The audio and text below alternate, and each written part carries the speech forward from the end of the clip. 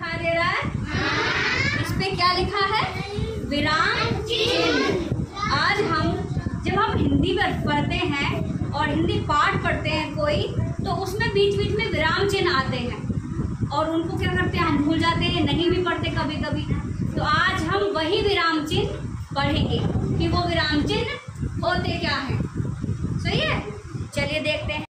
ये देखिए, सबसे पहला हमारा विराम चिन्ह क्या आता है? प्रश्नवाचक चिन्ह। प्रश्नवाचक चिन्ह कैसे लगता है? ये प्रश्नवाचक चिन्ह है और इसको कहाँ प्रयोग करते हैं? वाक्य के अंत में। जैसे तुम्हारा कमरा कहाँ है, तो हमने पूछा कि तुम्हारा कमरा कहाँ है, तो हमने क्या किया? प्रश्न किया। तो जब हम कोई प्रश्न पूछते हैं तो उसके पीछे कौन सा चिन्ह लगाएंगे? हम प्रश्नवाचक चिन्ह। कौन सा चिन्ह लगाएंगे? शाबाश।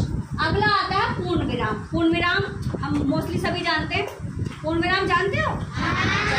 ये है पूर्ण विराम। वाक्य जब पूरा हो जाए उसके अंत में हम पूर्ण विराम का प्रयोग करते हैं। कैसे करते हैं? मेरा नाम रीमा है। रीमा, एक वाक्य पूरा हो गया, तभी हमारा क्या लग गया? पूर्ण विराम। तीसरे नंबर पे हमारा है योजक चिन्ह। योजक, योजक मतलब जोड़ना, दो वाक्यों को आपस में जोड़ना। योजक चिन्ह दो वाक्यों को आपस में जोड़ने के लिए हम इसका प्रयोग करते हैं। जैसे वह धीरे धीरे बोलता है। कैसे बोलता है? धीरे धीरे। तो धीरे धीरे को हमने आपस में क्या कर दिया? जोड़ दिया, इसीलिए इसको कहा गया योजक चिन्ह। समझ में आए? चलिए अगला है अल्प विराम।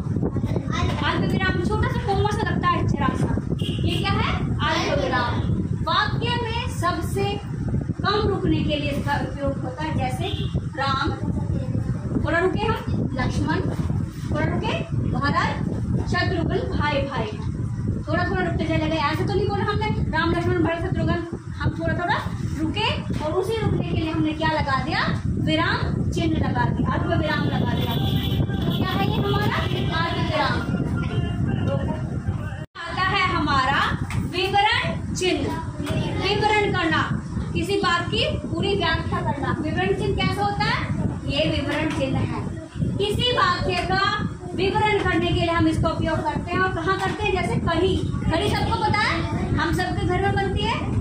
तो बेसन और मट्ठे को मिलाकर क्या बनती है? कढ़ी। तो हमसे पूछा गया कि हम कढ़ी का विवरण कर दो, कढ़ी कैसे बनती है। तो वहाँ कौन सा चिन्ह लगाएंगे? विवरण चिन्ह। कौन सा चिन्ह लगाएंगे? चलिए अगला आता है दोहरा अवतरण चिन्ह।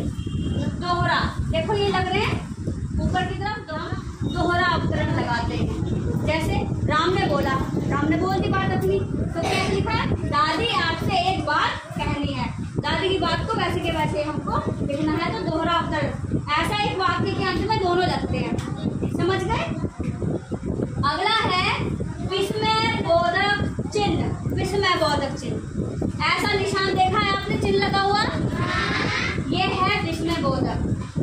वाक्य के अंत में खुशी जाहिर करने के लिए, दुख जाहिर करने के लिए या आश्चर्य को जाहिर करने के लिए, यदि हम किसी बात को लेकर आश्चर्यचकित होते हैं तो हम क्या करेंगे? क्या लगाएंगे? बोधक, विस्मय बोधक चिन्ह लगाएंगे। जैसे अरे वह पढ़ने नहीं जाता। अगर हमसे कोई पूछे अब ऐसे आधुनिक समय में, अरे वो पढ़ने नहीं जाता, जैसे मैं कह दूं सुबीर वो पढ़ने नहीं जाता है ना, तो वहाँ क्या करेंगे हम? हमें आश्चर्य हो रहा है कि वो ऐसे समय में भी पढ़ने नहीं जा रहा है। ठीक, तो वहाँ हम क्या करेंगे? विस्मय बोधक